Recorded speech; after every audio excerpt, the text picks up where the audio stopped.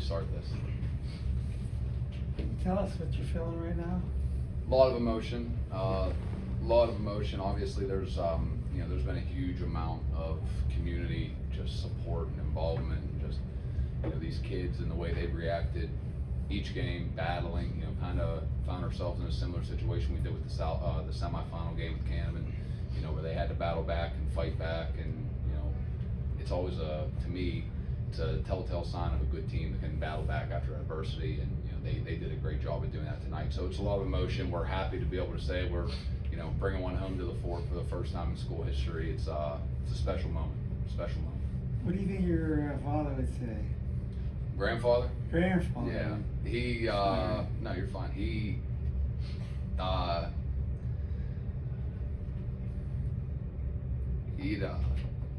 be proud.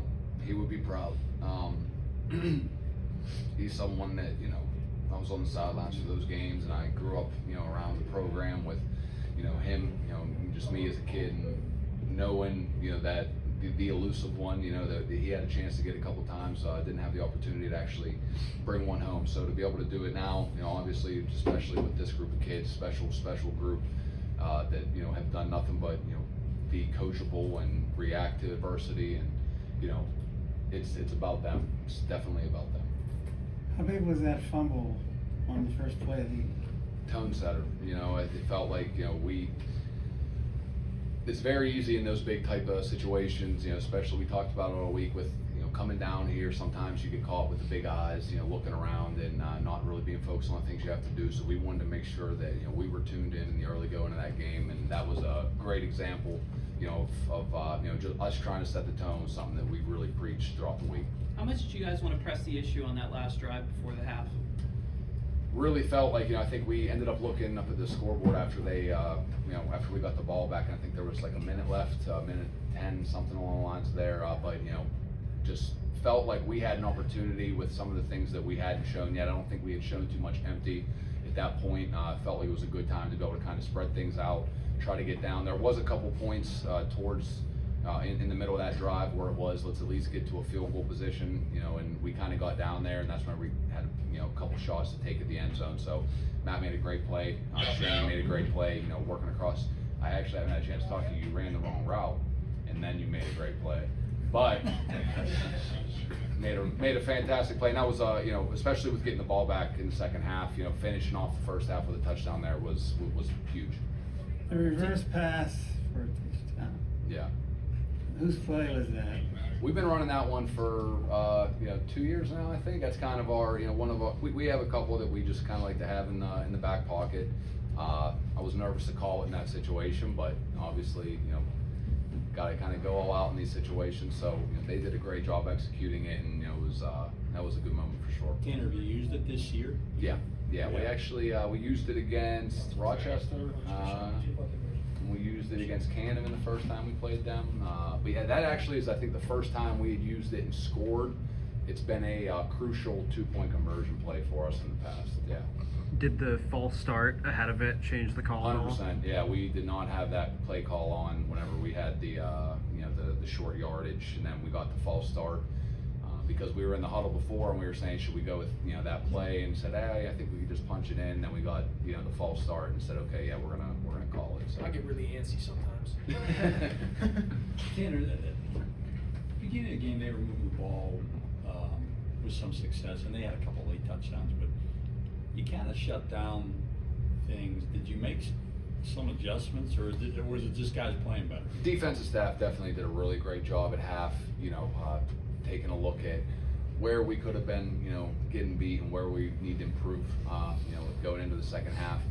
We had a full offense set up in the locker room during halftime of some of the alignments that we're seeing, and the defensive staff did a great job getting that lined up. And then obviously too, I think that it's something that we've said all year, and I truly believe it. It's that we really like at the end of games to just kind of wear opponents down. It's something that we've kind of prided ourselves on all year. I don't know if that's always the case, but it feels like whenever we kind of do what we like to do, both offensively and defensively, that third and fourth quarter is where we tend to play some of our best football. You have a special player in Matt, and Can you tell me a little bit about what it's been like coaching him? It's been a pleasure, since day one. He's someone that, I've used basically all my lines, just talking about him, it's no secret that he's a special player. But, I think what a lot of people don't realize how good of a kid he is, just on and off the field. Someone that works hard every day, always trying to find ways to improve. He's a leader, he leads by example. Even as a freshman last year, he led by example with a lot of the things that he did. This year as a sophomore, he's taken such a huge step, both mentally, physically, just about the roles of playing quarterback and defensively especially.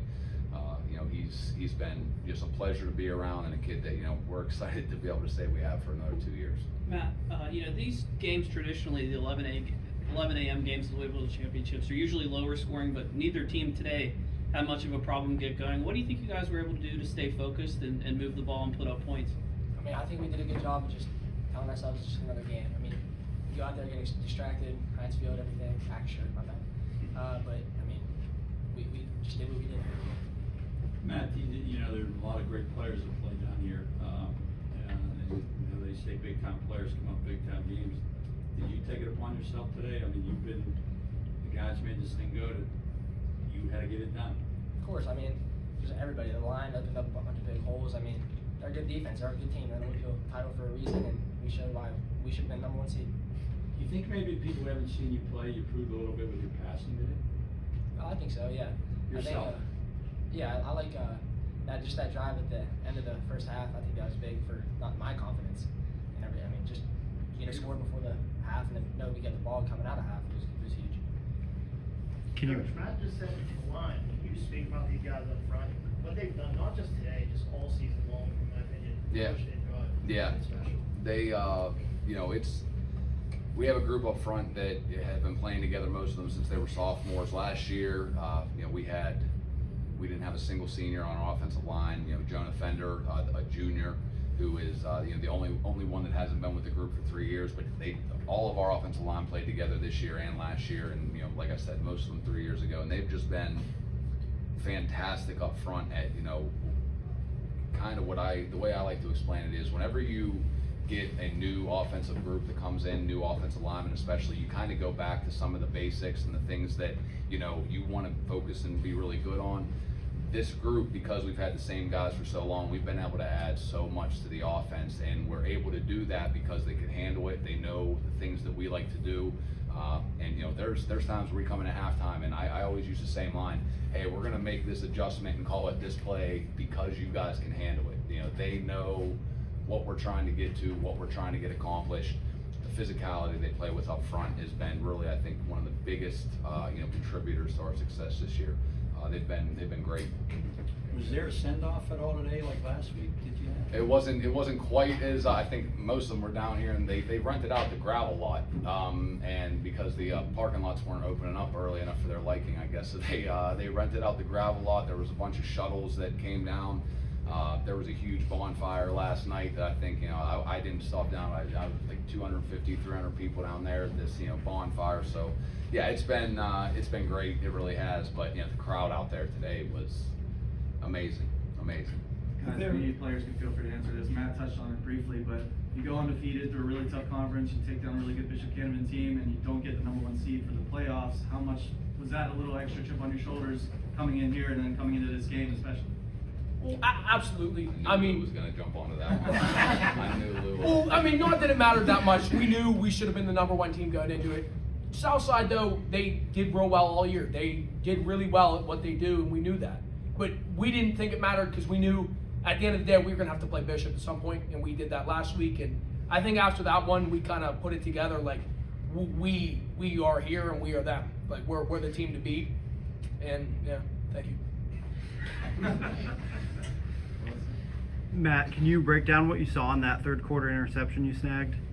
I mean, it was just a lot of misdirection in the backfield. Tight end came out. I locked him up. He got a little behind me a little bit. I just ran back, looked back, ball was right in my lap. Tanner, can you run the names of left to right? So this is Braden Kirby.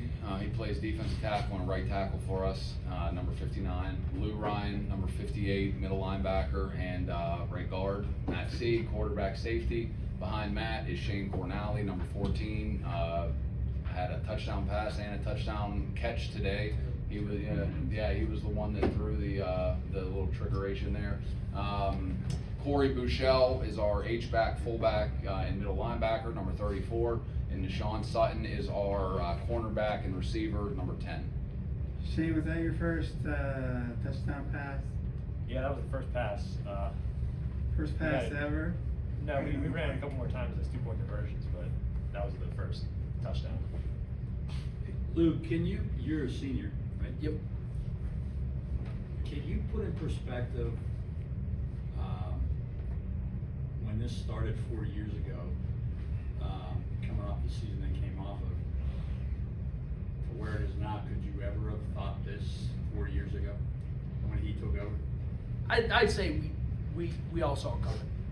You Our did? coaches came, yeah, I at least I did. I've been saying this, people don't expect us to be here, but I've been saying this for the last 4 years, we're gonna get one at some point. My dad got denied from his Whitfield championship back in '98. I'm actually wearing the shirt right now.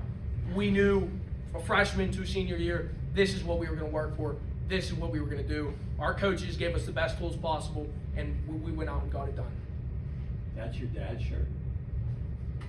Yeah, 97. Three Rivers. Shane, you had the 3 touchdowns today, but I think maybe your biggest play might have been the concentration on the tip that was almost intercepted. You're at 42-28. They had just scored, and 4 minutes left, and 3rd and 13, and Matt puts one up for you, and it was a contested ball, but you're able to somehow juggle it and bring it in. Do you think that one was maybe the one that clinched the championship for you? I don't know about that. Like, it was definitely a big play, but yeah, I mean, yeah, it was definitely helpful.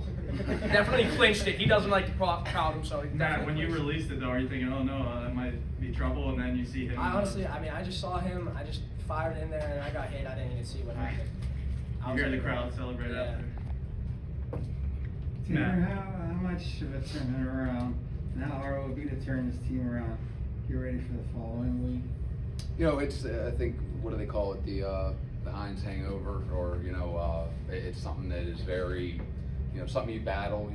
Make sure that you still do the same things that you've been doing. You don't lose that hunger. You don't lose the things that we preach as a program.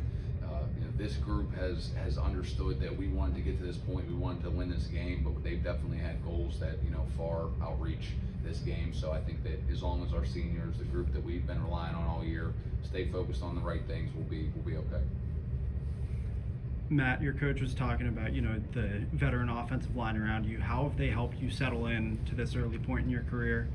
I mean, they've been huge. I mean, we were the leaders last year, all year long, opened up holes, and I mean, you've seen what we've been able to do this year. It's been unreal, and it's all because of them, truly. Yeah, it's the ride down here was kind of one of those things. I just kind of put the headphones in and just try to relax a little bit. I think that whenever you get into big games, I try the best I can just stay as even keeled as possible. But as we're driving down, I think 3 or 4 of the billboards had "Let's Go Rangers," that someone paid to have the Rangers put up there on one of the billboards, and that's kind of where it starts going. Then you come through the tunnel, obviously, and looking over it at Acrisure, and kind of taking a peek behind the bus and all the kids looking over there. It's it's something that you work for, you work towards, and the fact that these kids got a chance to do it, they got a chance to play in this game. We just talked yesterday. We were looking at our team picture for the first time since the beginning of the year.